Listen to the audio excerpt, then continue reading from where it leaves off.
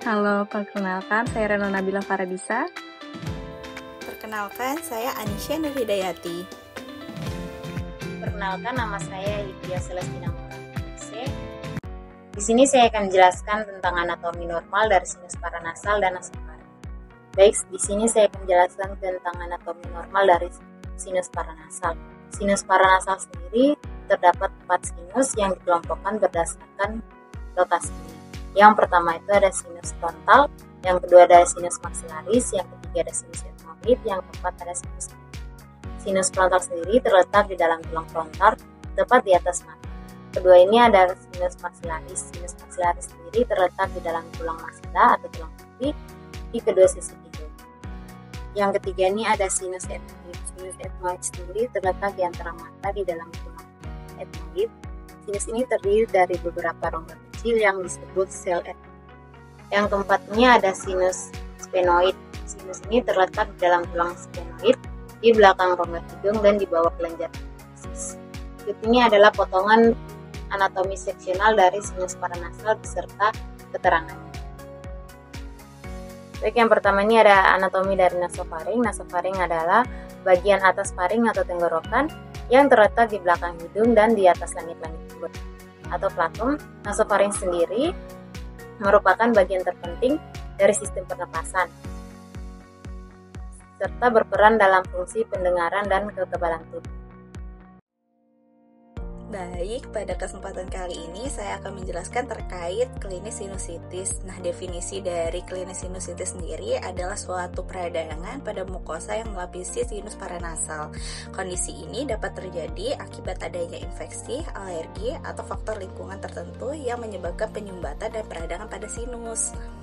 Sinusitis dapat berdampak pada kualitas hidup seseorang dengan gejala seperti nyeri di wajah, hidung tersumbat, serta keluarnya cairan dari hidung.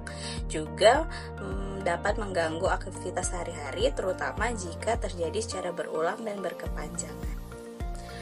Menurut buku Sinusitis from Microbiology to Management, prevalensi sinusitis itu cukup tinggi dengan jutaan kasus baru tiap tahunnya. Di Amerika Serikat, itu sinusitis merupakan salah satu alasan paling umum bagi pasien untuk mengunjungi dokter dan pemberian antibiotik.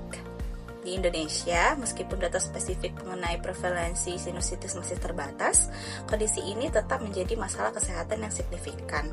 Faktor-faktor seperti iklim tropis, polusi udara yang tinggi, serta angka kejadian infeksi saluran pernafasan atas yang cukup besar menjadi penyebab utama tingginya kasus sinusitis. Selain itu, kebiasaan merokok dan paparan terhadap alergen juga berkontribusi dalam meningkatnya risiko sinusitis.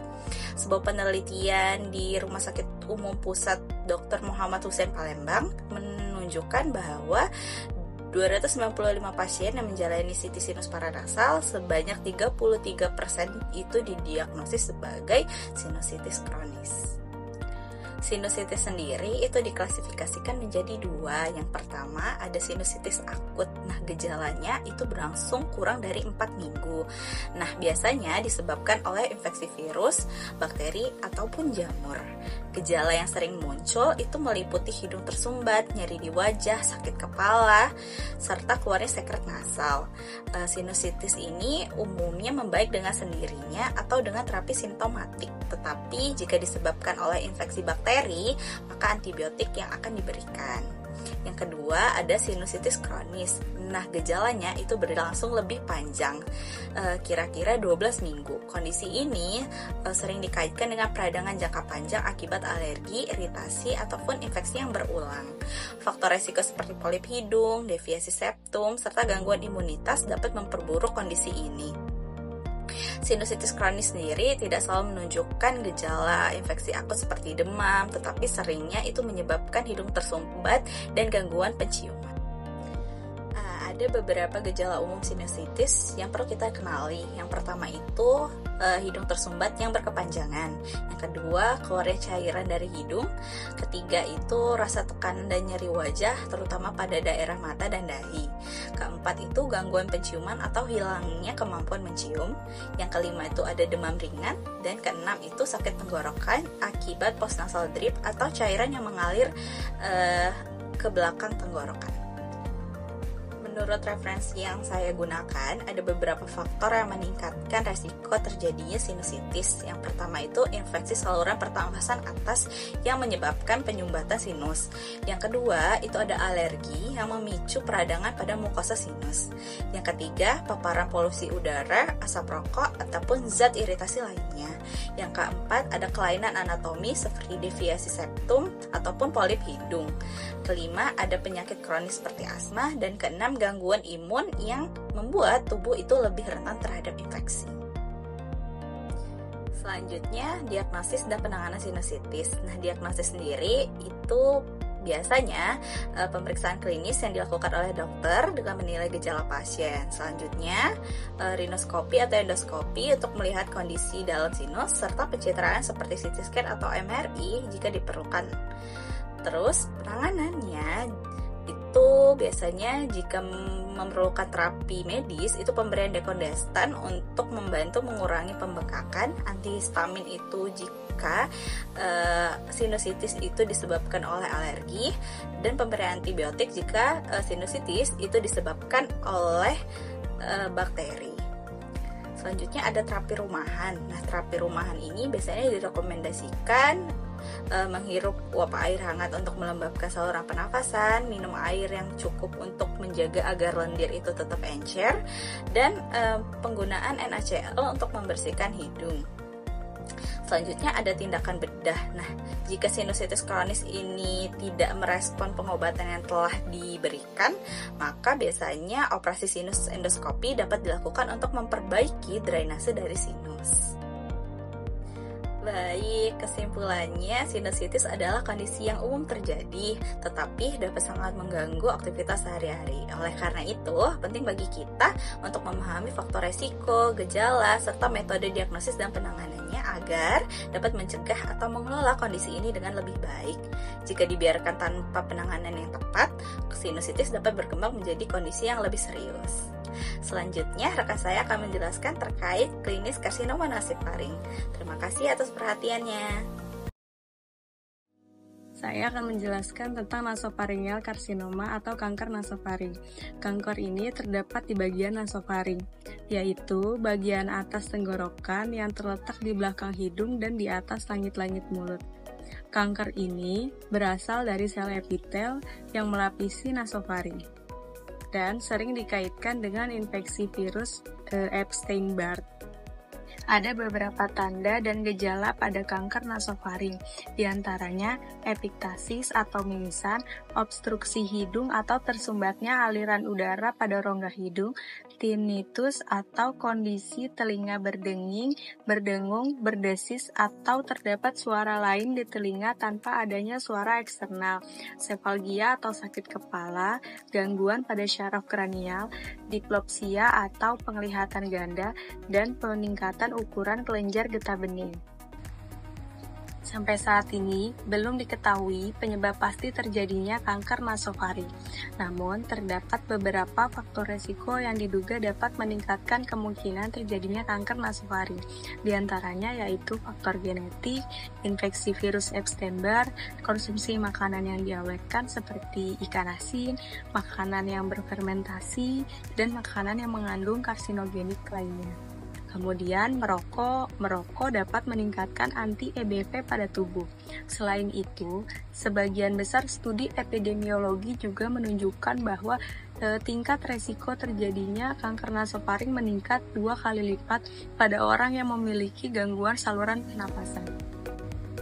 Menurut WHO, kanker nasofaring diklasifikasikan menjadi 3 berdasarkan histopatologinya, yaitu tipe 1, creatinizing squamous cell carcinoma. Tipe ini paling jarang terjadi dan berkaitan erat dengan faktor resiko merokok dan konsumsi alkohol. Selain itu, tipe ini tidak berkaitan dengan Epstein-Barr virus. Kemudian, tipe 2, differentiated non-creatinizing carcinoma. Tipe ini lebih sering dikaitkan dengan Epstein-Barr virus. Kemudian, tipe 3, undifferentiated non-creatinizing carcinoma. Tipe ini merupakan yang paling sering terjadi dan sangat berkaitan erat dengan Epstein-Barr virus. Tanda klinis utama pada kanker nasofaring yang sering ditemukan adalah pembesaran kelenjar getah bening.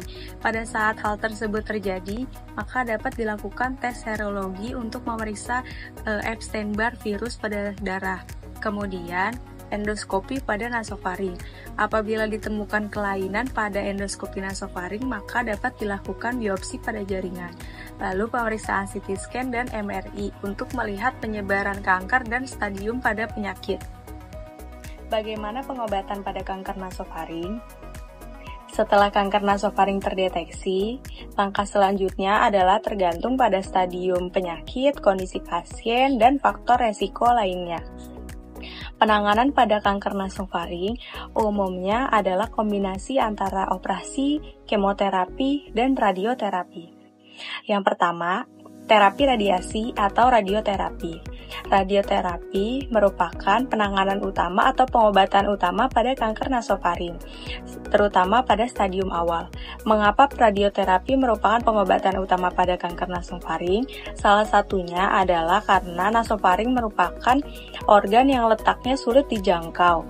Lalu, nasofaring juga terletak dekat dengan pembuluh darah besar di kepala dan leher.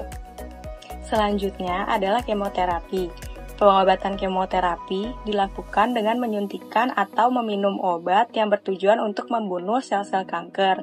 Kemoterapi dilakukan pada pasien stadium lanjut atau kanker yang sudah menyebar. Biasanya dikombinasikan dengan radioterapi dalam bentuk kemoradioterapi.